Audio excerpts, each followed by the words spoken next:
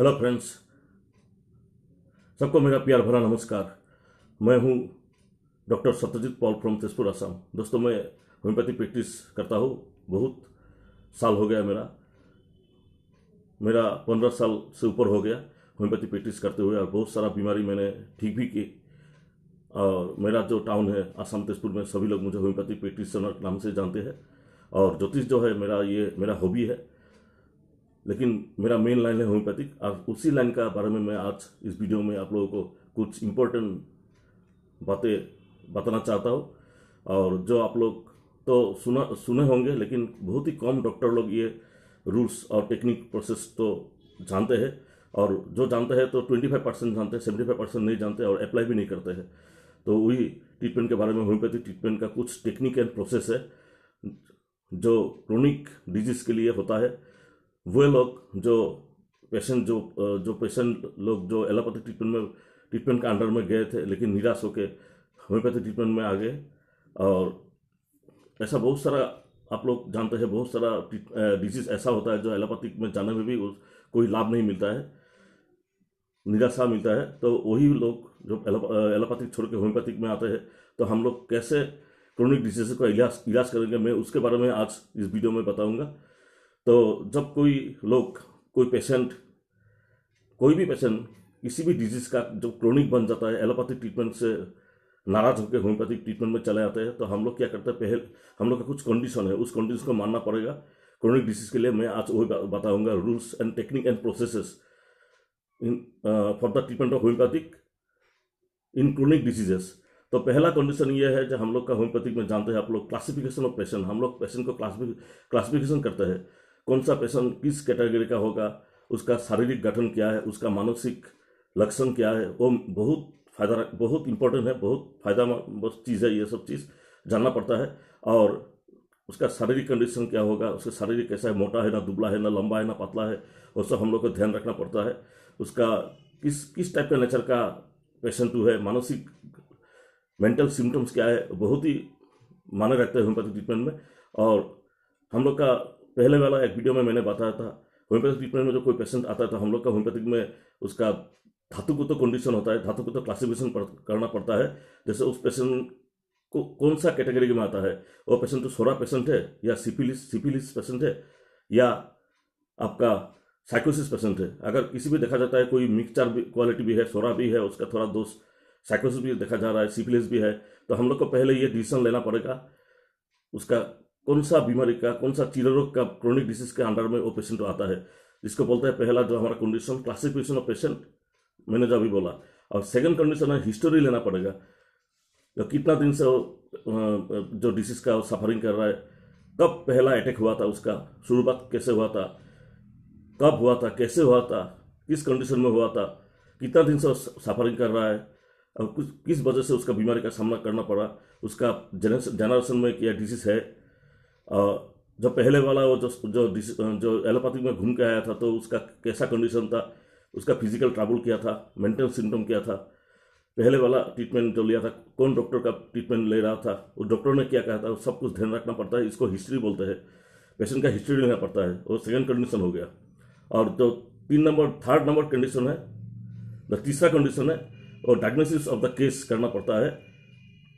अगर बीमारी तो क्या है, डिजीज तो क्या है, अगर ज़रूरत पड़े तो उसका फिजियोलॉजिकल कंडीशन, और ज़रूरत इफ नेसेसरी पैथोलॉजिकल कंडीशन भी लेना पड़ेगा, यानी कि रेडियोलॉजी रिपोर्ट, एक्सरे, आपका stool examination, blood report, urine report, किसी भी कोई रिपोर्ट का उसका आगे में एलोपैथिक ट्रीटमेंट में था, तो वो अब हमको देखना पड़ता है, हम लोगों को देखना पड़ता है। इसको डायग्नोसिस ऑफ द केस कहते हैं।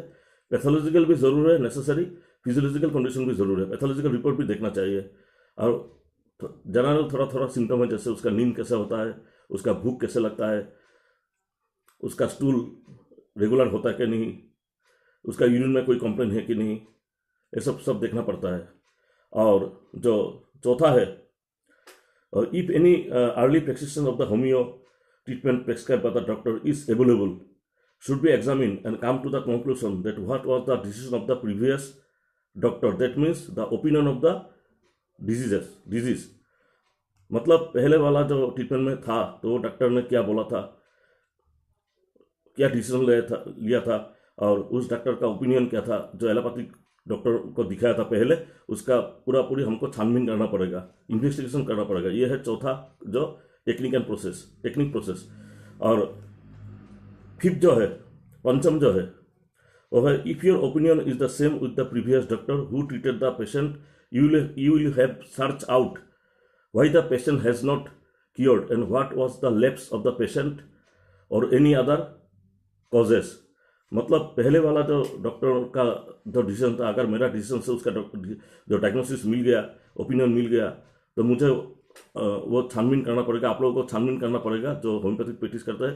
तो किस लिए बीमारी तो अच्छा नहीं हुआ, डिसीज तो अच्छा नहीं हुआ, क्या क्या कमी रहेगा था, ट्रीटमेंट में क्या हुआ था जो आगे वाला प्रीवियस डॉक्टर ने उसको ठीक तरह से कर नहीं पाया, क्या लैप्स रह गया था, हम लोग को वो ढूंढना पड़ेगा। सभी होम्योपैथिक डॉक्टर को ढूंढना पड़ेगा, तभी कोई डिसीजन हम लोग ले सकता है। यह है 5 number condition. Number 5 fifth technique and process.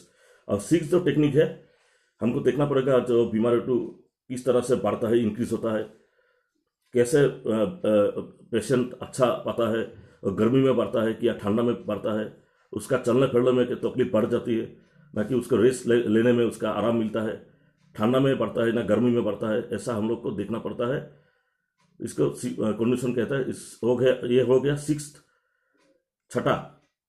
Condition, technique and process, कैसे हम लोग जांच करेगा। और जो 7 होता है, 7 में before applying any medicine of the action of the drugs use before should be neutralize by नाक्सवम 200 daily on dose at bed time for 7 days. On the 8th day, sulfur 30 1 dose should be given. Then again Naxbom 200 for 3 days in the chronic diseases। मतलब कोई जब आएगा allopathic छोड़ के chronic disease में, हम लोग होम्योपैथिक का शरण में आएगा, तो हम लोग क्या करना पड़ेगा, हम लोग नाक्सबम 200, नाक्सबम भूमिका बोल के हम लोग का एक मेडिसिन है 200, उसको पहले 7 दिन पेशेंट को, जो पेशेंट जब रात को सोने जाता है उसको डोज खिलाना होगा 7 दिन के लिए, 1 वीक के लिए। बाद में 8 डेज में उसके दिन बाद में सल्फर 30 जो है medicine to 1 dose should be given again. Sulphur 30 भी 1 डोज देना पड़ेगा 8वां दिन में, 8 डेज में। और फिर सल्फर डोज देने के बाद पेशेंट को ऑब्जर्वेशन करना पड़ेगा, पेशेंट का क्या क्या सिम्टम निकल रहा है, क्या कोई सुराग मिल रहा है क्या कोई डिजीज के बारे में। और बाद में सल्फर 200 फॉर 3 डेज अगेन। बाद में सल्फर जब सुराग मिल जाएगा, बाद में नाक्सबम 200 फॉर 3 डेज फिर देना पड़ेगा। मतलब पहले नाक्सबम 200 डेज 7 दिन देने के बाद 8वां दिन सल्फा 30 डोज देके उसको ऑब्जर्वेशन में रखना पड़ेगा in the chronic cases. Observation के बाद दोबारा नाक्सबम 200 जो मेडिसिन तो है नाक्स भूमिका 200 3 डेज के लिए अप्लाई करना पड़ेगा, सेम प्रोसेस से, पहले का प्रोसेस में बोला था। तो ये हो गया 7 नंबर टेक्निक एंड प्रोसेस। 7वां प्रोसेस कैसा करेगा ट्रीटमेंट क्रोनिक डिसीज के बारे में, जब कोई घूम के आएगा हम लोग के पास एलोपैथिक को छोड़ के, ठीक है ना। तो patient should be kept under observation after sulphur dose. Sulphur 30 जब हम लोग डोज देगा, उस पेशेंट का हम लोग को ऑब्जर्वेशन करना पड़ेगा, जो उसको क्या क्या सिम्टम निकल रहा है, क्या था, बीमारी कैसा मोड़ ले रहा है, कैसा टर्न कर रहा है, उसका जनरेशन में था क्या, ना क्या बढ़ रहा है, ना क्या थोड़ा कमा है, उसको केप्ट आफ्टर अंडर ऑब्जर्वेशन को पेशेंट को रखना जरूरी है। यह प्रोसेस है। इस प्रोसेस से होम्योपैथिक ट्रीटमेंट जाएगा तो हर कोई बीमारी जल्दी अच्छा होगा, डायग्नोसिस करना पड़ेगा, करने में मदद मिलेगा, ठीक है ना। तो हो गया ये 7 नंबर। और 8 नंबर जो कंडीशन, 8वां जो कंडीशन है, जो आप लोग प्रेस्क्रिप्शन शुरू करेंगे, नया कोई मेडिसिन देके ट्रीटमेंट शुरू करेंगे, बिगिनिंग करेंगे, तो वो ट्रीटमेंट शुरू होगा। Prescription should be given from 12 days. 12वां दिन से नया कोई मेडिसिन देके आप लोग ट्रीटमेंट शुरू कीजिए। मतलब इतना दिन कंडीशन देने के बाद 12 दिन के बाद में क्रोनिक केसेस से ट्रीटमेंट शुरू होगा। देखने के बाद, सब रूल्स रेगुलेशन मानने के बाद, प्रोसेस पर चलने के बाद, 12 दिन के बाद, मतलब prescription should be given from 12 days. 12 दिन के बाद से नया मेडिसिन शुरू होगा, आप प्रिस्क्राइब करेंगे। और एक बात मैं कहना चाहता हूँ, in the case of gallbladder stone, कभी कभी देखा जाता है गोल्डब्लैडर स्टोन घूम के आ रहा है, एलोपैथिक से छोड़ के हम लोग के पास में आ रहा है।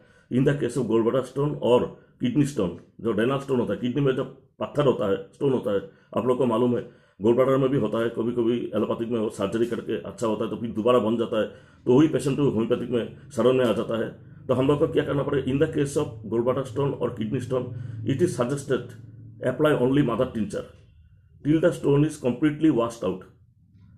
Finally, high potency may be used। मतलब ऐसा कोई जो बीमारी, जो गोल्ड ब्लैडर स्टोन है या किडनी स्टोन है, एलोपैथी छोड़ के हम लोग के पास आए तो हम लोग क्या करेंगे, उसको मादा टिंचर देंगे। पहले पहले जो हर कोई होम्योपैथिक मेडिसिन का मादा टिंचर होता है, होम्योपैथिक मादा टिंचर देके उसको शुरुआत करेंगे हम लोग। जब स्टोन कंप्लीटली वॉश हो जाएगा, उसका बाद में हम लोग पोटेंसी वाला मेडिसिन देंगे। मैंने इसका मतलब है कि दोबारा वो पत्थर जो है गोल्ड ब्लैडर स्टोन और किडनी स्टोन नहीं आएगा। लेकिन पहले मादा टिंचर देके शुरू करना होगा। मादा टिंचर देने के बाद तो पेशेंट को कंप्लीटली वो स्टोन टू पूरा तरह से नहीं खत्म हो जाएगा, नहीं हो जाएगा, एकदम नहीं हो जाएगा, गायब हो जाएगा। उसके बाद में आप लोग फाइनली पोटेंसी मेडिसिन को यूज़ कीजिए।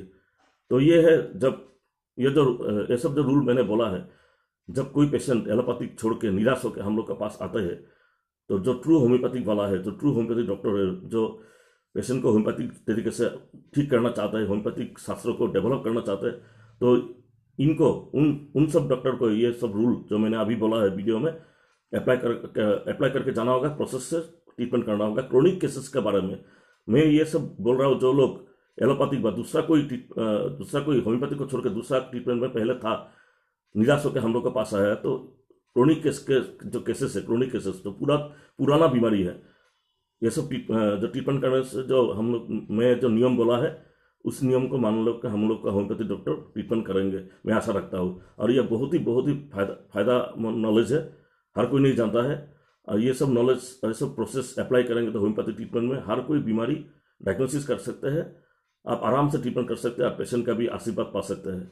ठीक है ना दोस्तों, पेशेंट का दुआ मिलेगा आपको, और डॉक्टर होम्योपैथिक शास्त्रों का भी डेवलप हो जाएगा। ठीक है ना दोस्तों, तो मैं चल रहा हूँ। ओम नमः शिवाय, हर हर महादेव।